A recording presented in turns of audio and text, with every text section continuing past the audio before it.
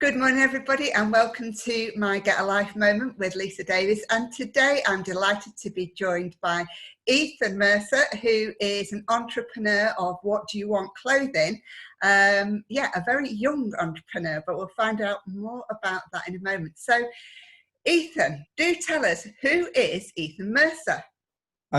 Ethan Mercer is just some young kid that wants to change the world in a better way and create a platform to do some good in the world that seems to be very dark at the moment.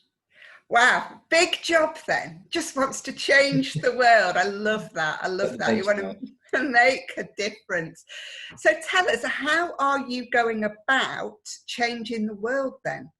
So obviously my thing at the moment is the fashion house industry.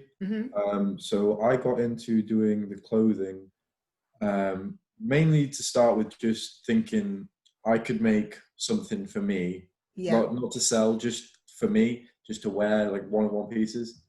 And that started, like, you know, when you Google one thing, you end up 10 Google searches later. And you're like, oh, yeah. I ended up finding all the statistics on like pollution of what all the fashion houses in the world and fast fashion like Primark and that create. And they're responsible for, I believe, about 4 to 6% of all pollution in the world. Wow, really? I didn't know that. Wow, that's incredible. Yeah. But things like Gucci, Louis Vuitton, all the really high-end brands, you can't actually trace where their clothing has come from. So although they've got all, so as long as they've got all the sequins and stuff in the stores and that, there's a point where it just kind of fogs up and there's no traceability. So you don't know what the actual numbers that they're producing are, who's making it, where it's coming from, is it ethical, and so on and so forth. Right. So I thought, okay, this is an open market sort of thing, and this seriously needs to change, because I want a world where my grandkids, who are quite a way away, have a world to live in. So I started to research, how can I make things for me that don't leave a carbon footprint? And then it was, how do I make things for anyone without a carbon footprint? And I came across a supplier over in the Isle of Wight, got in contact with them, had a good chit chat, and came to an agreement that I pay a set fee and all that business stuff. And they are really, really sustainable. I can trace each piece of cotton that goes into a t-shirt all the way to the specific individual that took it off the plant in India. Wow. All the way back through to the Isle of Wight, who printed it, who picked the t-shirt, to who even sent it, which is absolutely phenomenal. And I really think it sets the benchmark for where fashion as a whole should be going. Wow. So, I mean, obviously, you were keen to make something for yourself, and then you thought, oh, could I do this for other people? And, you know, Google kind of swallowed you up and off you went down a rabbit hole to find this stuff out. But, you know, you're relatively young, aren't you, Ethan? Do you mind me asking how old you are? I'm 20. You're 20. Yeah. So what brought you to this place where this was even a consideration for you, that I'm going to become an entrepreneur, I am going to start my own clothing brand, my own clothing label? I mean, what brought you to this place? What was the journey that took you to that point? A lot of years as being the weird kid in school, predominantly. I wasn't one to really fit in, I guess.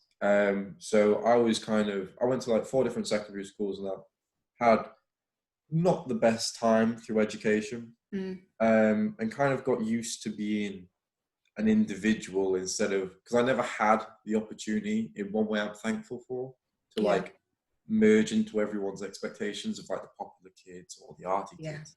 Like, it was just Ethan and everyone else. And at the time, obviously, that's very isolating and horrific. And that's why I'm really big on the mental health sort of stuff that I'm doing now with Mind. But getting used to that, I then tried to go into sixth form. Hated it. I was so done with education at that point. So I took up an apprenticeship at a Italian restaurant to be a chef. Loved the food, hated the place. And that was like my first taste of actual employment. And I was like, okay, at least I'm getting paid now to be a little bit happier, I guess, because now I can buy what I want. Then I moved over to a hairdressing apprenticeship, which was quite a career change from food. Yeah. Changed over from there. That went well, but this is where my creative sort of side started to come out. I'm going to say Good at art. there is a thread of creativity in that, isn't there? From both chefing to hairdressing, there is that thread of creativity running through that anyway, isn't there? Exactly, and this is where it started to sort of like, I became me, if that makes sense.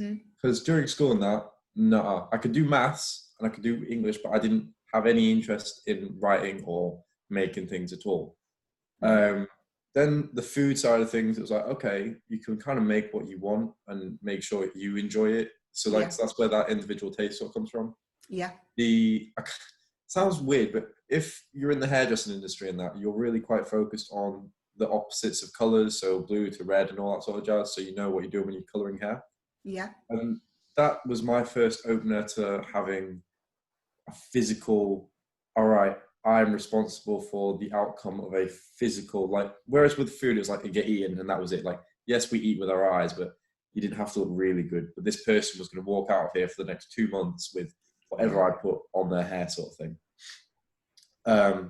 And that sort of responsibility was daunting, but quite fun in the sense of, okay, I get free reign here until they say they don't like it, which I didn't like. I didn't like that someone could then tell me, oh, I don't like what you've done. And I'm fine with like criticism. Constructive criticism I'm much better with. I think most people are. But when someone's just like a total pain in the bottom about it, like, my fault, okay, and you have to bite that bullet. Yeah. That apprenticeship went sideways, unfortunately, and I started working at McDonald's. Right. And that was the nail in the coffin for me, realizing that I really don't like working for anybody except myself. But at this time, I was also really getting into the gym because I'd been suffering from anorexia since I was like 13. Started going to the gym in 2016, and all the way through leaving sixth form to McDonald's, I put on a fair amount of weight and I was looking quite healthy from the muscle gain. And realized that I really love fitness. And it's the Newark Leisure Centre. So I was always waiting for a job there, and eventually I got a reception jobby there, which enabled me to leave McDonald's, be on a better wage. And at that point, I realized, okay, I now have a solid, reliable wage. I can now start to research what I want. And that's when I started Googling, how can I make things for me? And that's how the ball started rolling. So the short version of that, lots of childhood trauma led to becoming really independent, and now we're here. Fantastic. So you mentioned there a couple of things that I just kind of wanted to ask you about, if you're comfortable talking about it. You talked about the work that you're doing with Mind at the moment, and obviously your own experience of anorexia. So how have you got involved with Mind, and how is that weaved within what you're doing with your clothing brand? So the Mind kind of works as, I reached out to them through an email, simply because they were one of the charities that kind of was a supporting pillar for me when I was having an awful time mentally. So in my head, it clicked with me that, all right, I've now built a platform that people, at least locally in Newark, and that are aware of. And there is a little bit of outreach elsewhere, so like the States and that, only a tiny amount. And I thought, okay, I've now built something that I can begin to use to give back in a sense. So I wanted to start from a personal perspective and build from there. So mental health is something I hold quite dearly. So that was the case of just sending them an email and saying, look, you guys really helped me out when I was younger, and I'd like to use my platform of clothing to raise funds for you guys. So I've now got a collection that was all designed by myself, just through things that, so like there's one design that's made up of like an eye sort of drawing. And that was inspired by the feeling of social anxiety, where it feels like you enter a room and everyone's looking at you. So I just kind of took feelings, or the way that you might interpret something from an anxious or a depressed point of view, and kind of morphed it into something quite realistic, just as like a vague interpretation.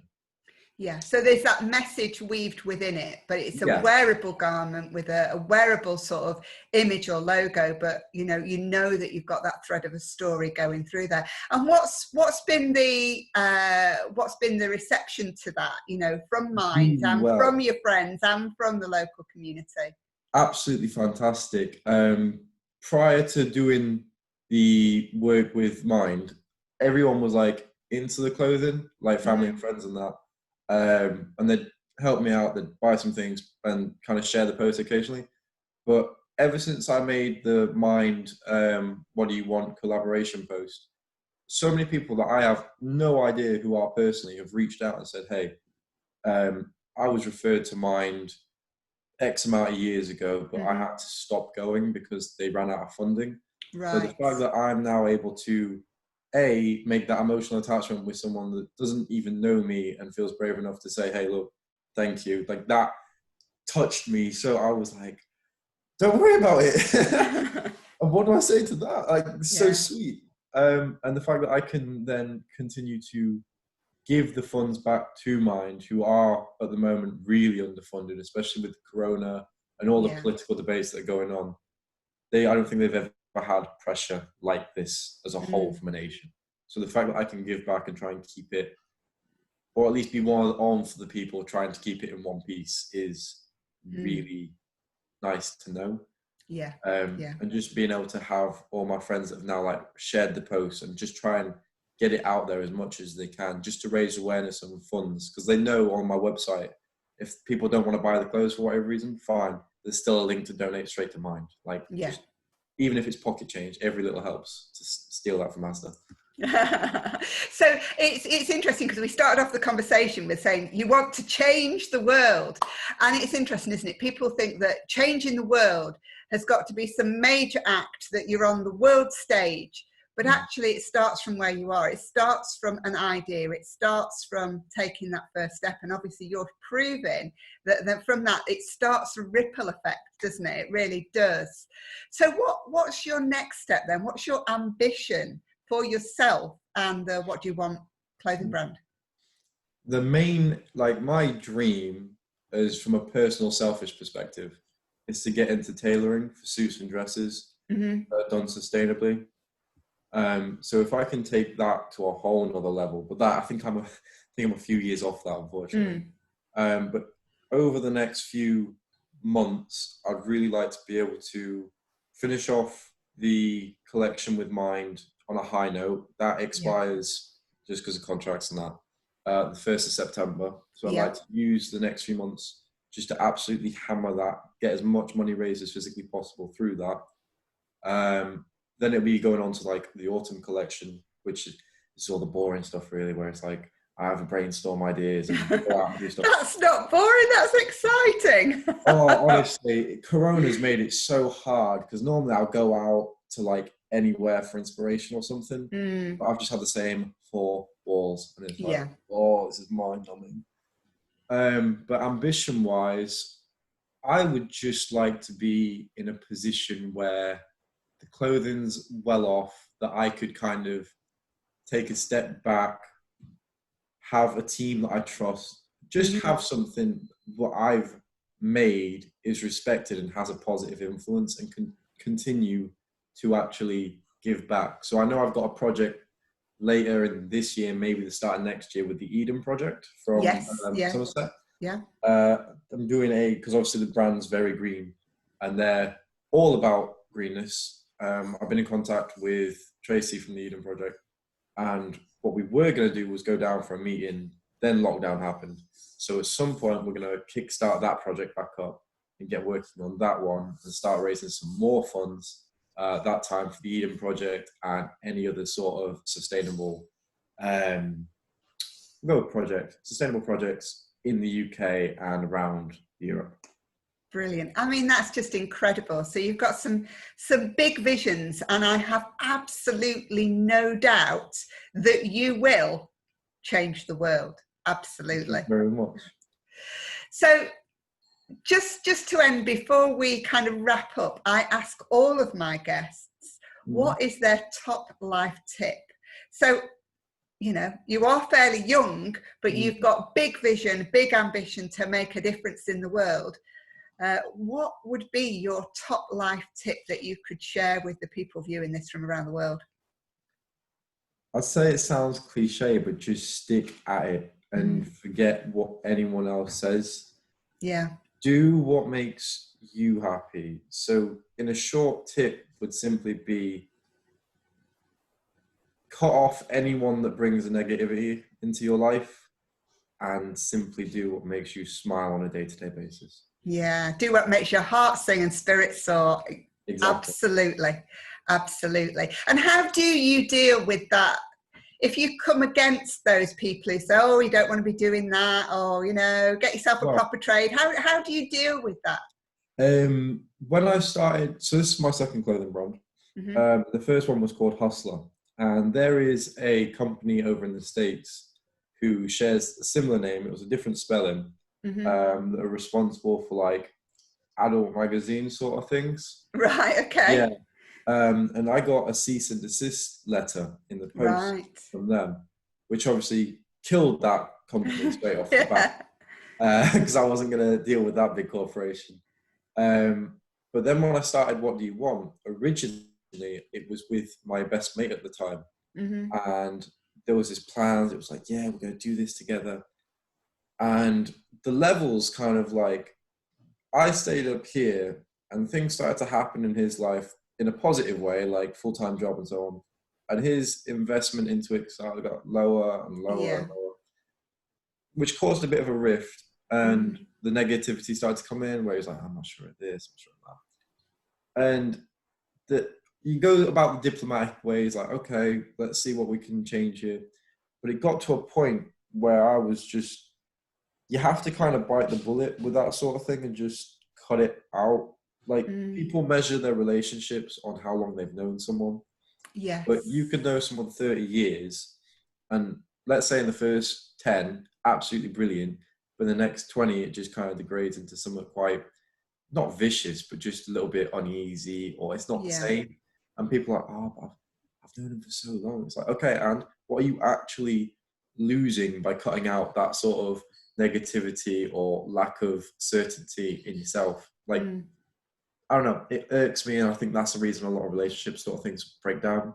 But to answer your question, it does take a diplomatic approach of trying to reason, but after a point, you literally just have to be honest with yourself and kind of cut it out. Yeah. Interesting. So a brilliant top tip there, you know, guard against that negativity, and also, you know, do what makes your heart sing, spirit soar, what makes you get up and smile every morning. And it sounds like you are getting up and smiling about what you are doing every day, Ethan. It's been my absolute pleasure to share some time with you this morning. Thank you very much. Hey, no problem. Thank you for inviting me on. It means the absolute world to me. This is like the first time I've done this, so this is brilliant. Thank you.